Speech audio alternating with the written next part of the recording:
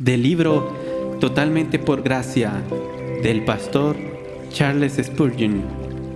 Ven a Jesús, pecador. Capítulo 5. Justo y justificador. ¿Justificar a los culpables? Acabamos de ver a los impíos justificados y hemos reflexionado en la verdad de que solo Dios puede justificar al hombre. Ahora daremos un paso más preguntando: ¿cómo puede un Dios justo justificar al culpable? Encontramos una respuesta completa a esta pregunta en las palabras del apóstol Pablo en Romanos 3, del 21 al 26. Leeremos 6 versículos de este capítulo para entender el pasaje. Pero ahora, aparte de la ley, se ha manifestado la justicia de Dios, testificada por la ley y por los profetas. La justicia de Dios por medio de la fe es Jesucristo, para todos los que creen en Él, porque no hay diferencia, por cuanto todos pecaron y están destituidos de la gloria de Dios, siendo justificados gratuitamente por su gracia, mediante la redención que es en Cristo Jesús, a quien Dios puso como propiciación por medio de la fe en su sangre, para manifestar su justicia, a causa de haber pasado por alto en su paciencia los pecados pasados, con la mira de manifestar en este tiempo su justicia, a fin de que Él sea el justo y el que justifica al que es de la fe de Jesús. Permíteme contarte un poco de mi experiencia personal. Cuando me encontré bajo la mano del Espíritu Santo, bajo la convicción de pecado, tenía un sentido claro y fuerte de la justicia de Dios. No importaba lo que el pecado significaba para otros. Lo que importaba era que se había convertido en una carga intolerable para mí. No era tanto que temía el infierno, sino que temía el pecado. Me consideraba tan terriblemente culpable que recuerdo sentir que si Dios no me castigaba por el pecado, debería hacerlo. Sentía que el juez de toda la tierra debía condenar tales pecados como los míos. Estaba ante el tribunal de Dios condenándome a mí mismo a la perdición, porque admitía que si yo fuera Dios, no podría hacer más que enviar a una criatura tan culpable como yo a lo más profundo del infierno. Al mismo tiempo, me preocupaba profundamente de la honra del nombre de Dios y de la integridad de su soberanía moral. Sentía que no estaría satisfecha mi conciencia si consiguiera yo perdón injustamente. El pecado que había cometido merecía castigo y debía castigarse. Luego me venía la pregunta: ¿cómo podría ser Dios justo y no obstante ser justificador? Estaba preocupado y agobiado por esa pregunta y no le encontraba contestación. Nunca hubiera podido inventar una respuesta que diera satisfacción a mi conciencia. Para mí, la doctrina de la expiación por la sustitución es una de las pruebas más poderosas de la inspiración divina de las Sagradas Escrituras. ¿Quién podría haber ideado el plan de que el rey justo muriera por el súbdito injusto y rebelde? Esta no es una enseñanza de mitología humana, ni sueño de una imaginación poética. La humanidad conoce este método de expiación únicamente por ser una realidad. La imaginación humana no podría haberlo inventado. Dios mismo lo ordenó. No es cosa que alguien pudiera haber imaginado. Desde la infancia había oído hablar de la salvación por el sacrificio de Jesús, pero en lo profundo de mi alma no sabía más de ello que si hubiera nacido y sido criado como un salvaje. La luz existía, pero yo estaba ciego. Fue necesario que el Señor mismo me aclarara el asunto. La luz me vino como una nueva revelación, tan nueva como si nunca hubiera leído en las Sagradas Escrituras que Jesús había sido declarado propiciación por el pecado para que Dios fuese justo. Creo que esto tiene que venir como revelación nueva para cada criatura recién nacida de nuevo cuando la ve. Me refiero a la gloriosa doctrina de la sustitución hecha por el Señor Jesús. Llegué a comprender que la salvación era posible por medio del sacrificio de un sustituto y que la previsión había sido hecha en la primera constitución y plan para tal sustitución. Me fue posible ver que el Hijo de Dios igual al Padre e igualmente eterno, desde la eternidad había sido constituido cabeza del pacto de un pueblo escogido para que en esa capacidad sufriera por para salvarlo, puesto que nuestra caída, en primer término, no fue caída individual, ya que caímos en nuestro representante federal, el primer Adán. Fue posible que fuéramos recobrados por un segundo representante, a saber, por aquel que se ha puesto como cabeza del pacto de su pueblo, a fin de ser el segundo Adán. Vi que, antes de haber realmente pecado, había caído por el pecado de mi primer padre, y me regocijé, ya que por lo tanto me era posible, por cuestión de derecho, ser levantado por medio de una segunda cabeza y un representante. La caída de Adán dejó una escapatoria.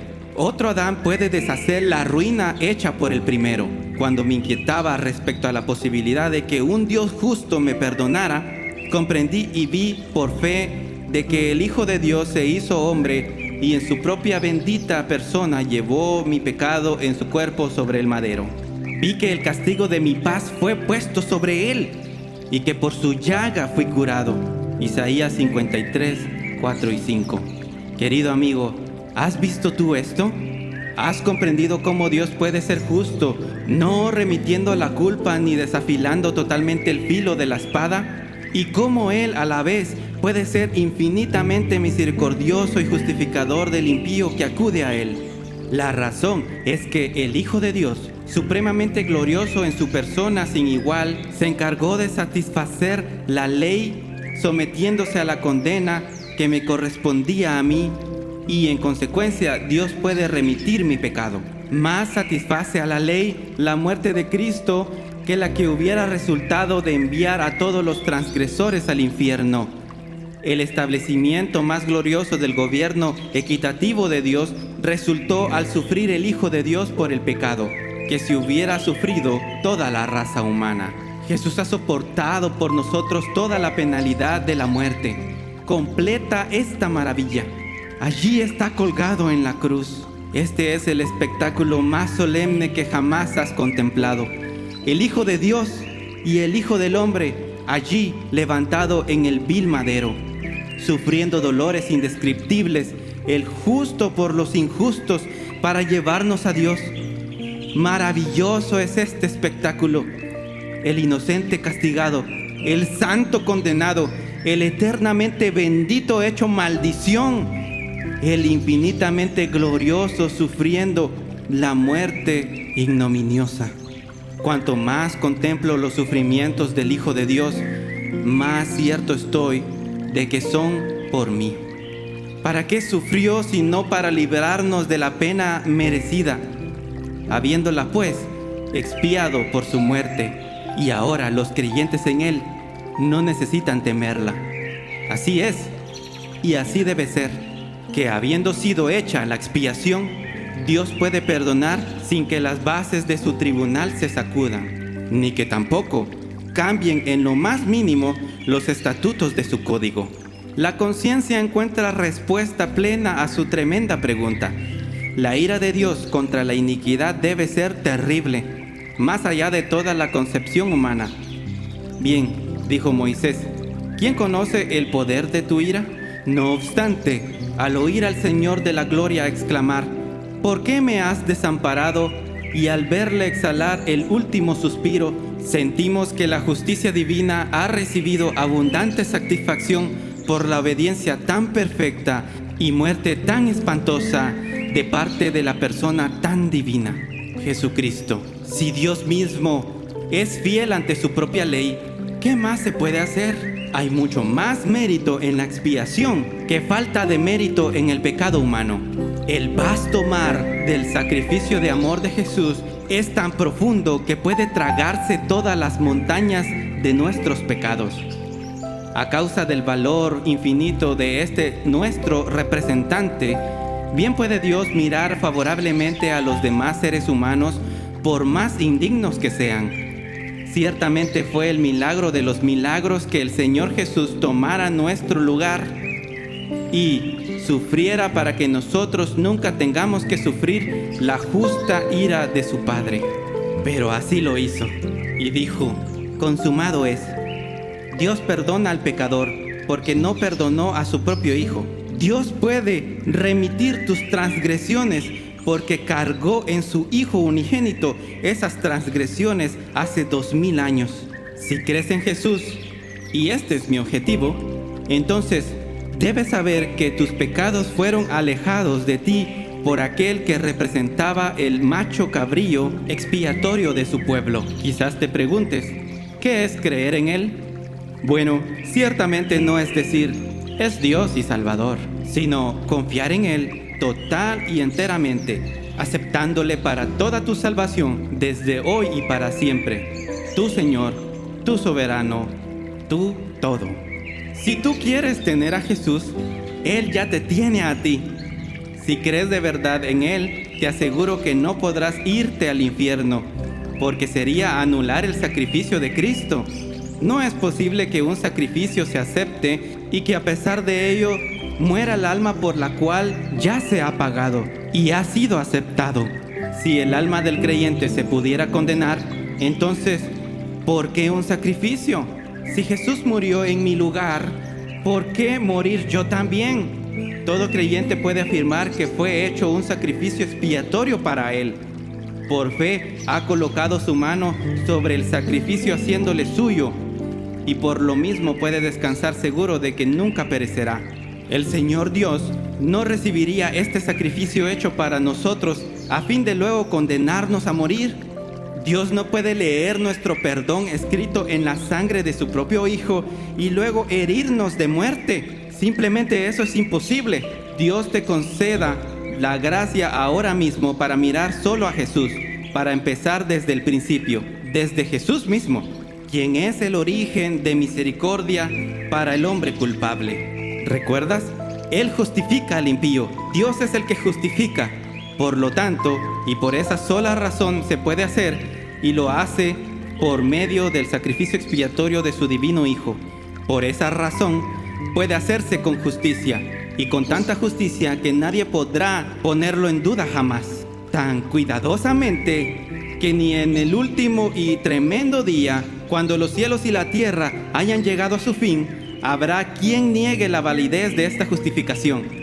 ¿Quién es el que condenará? Cristo el que murió. ¿Quién acusará a los escogidos de Dios? Dios es el que justifica. Atención, pobre alma, ¿quieres entrar en este bote salvavidas tal cual eres? Aquí estarás perfectamente a salvo del naufragio.